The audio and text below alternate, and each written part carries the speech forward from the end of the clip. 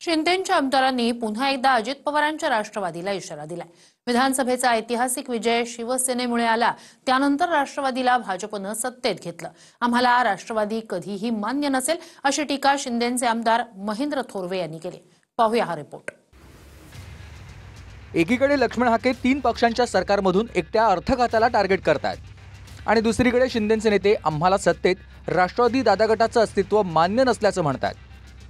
सरकार आम्ही आणलंय, मात्र भाजपनं दादा गटाला सत्तेत सामील करून घेतल्याचा आरोप शिंदेचे आमदार महेंद्र थोरवेंनी केलाय। सरकार तर आम्ही आणलं, जो इतिहास घडवतो शिवसेनेने घडवला आणि म्हणून भारतीय जनता पार्टी शिवसेना आरपीआयचं सरकार राज्यामध्ये आलं।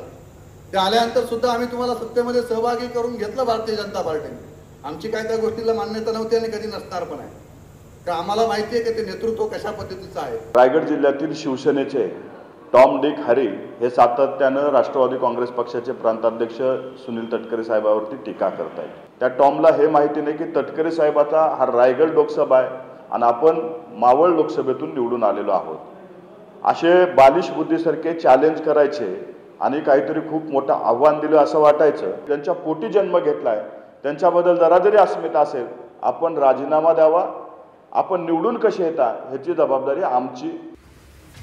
काल परवाच शिंदेचे आमदार महेंद्र दळवींनी स्थानिक स्वराज्य संस्थेत राष्ट्रवादी दादा गटासोबत युती नसल्याचं जाहीर केलंय। विधानसभेत सोबत लढलो असलो तरी स्थानिक निवडणुकीत राष्ट्रवादी सोबत नकोय, अशी भूमिका त्यांनी घेतली आहे। येणाऱ्या स्वायत्त संस्थेच्या निवडणुकीमध्ये म्हणजे जिल्हा परिषद, पंचायत समिती, नगरपालिकेमध्ये महायुती नव्हे तर युतीच राहील, ती भारतीय जनता पार्टी आणि शिवसेना, त्याच्यामध्ये राष्ट्रवादीचा कुठलाही संबंध राहणार नाही, हे पहिलेच मी या ठिकाणी घोषित करतो। की चिटर फॅमिलीने अनेक वेळा आपल्याला फसवले, मला तर 3 वेळा फसवले, आता भरशीला 2 वेळा फसवले।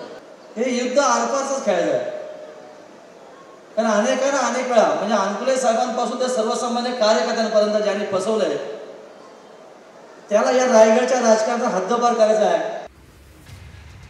विशेष म्हणजे शिंदेच्या नेत्यांकडून सुनील तटकरे यांना थेट सिंचन घोटाळ्याचाही इशारा दिला जातोय। सरकारच्या यंत्रणा सांगतात की त्यांना अद्याप सिंचन घोटाळ्याचे पुरावे मिळाले नाहीत।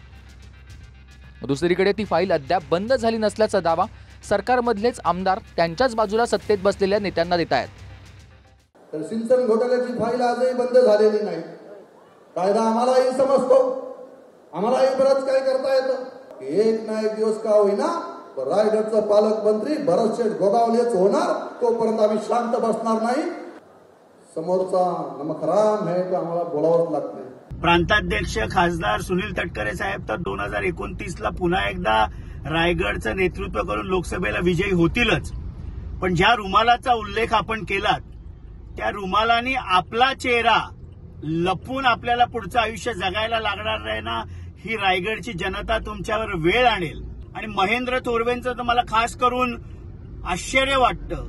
बाळासाहेबांचे संस्कार नाहीत, पण तुमचे डान्सबारचे संस्कार टेबलवर नाचताना अखंड भारताने गुवाहाटी इथे बघितलेले आहेत।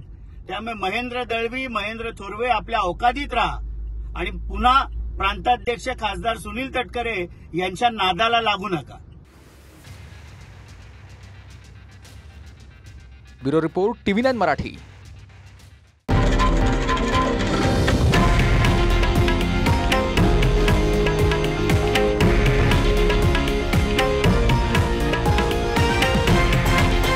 हे आहे देशातील नंबर 1 न्यूज नेटवर्क आणि आपण पाहत आहात TV9 मराठी, एकमेव।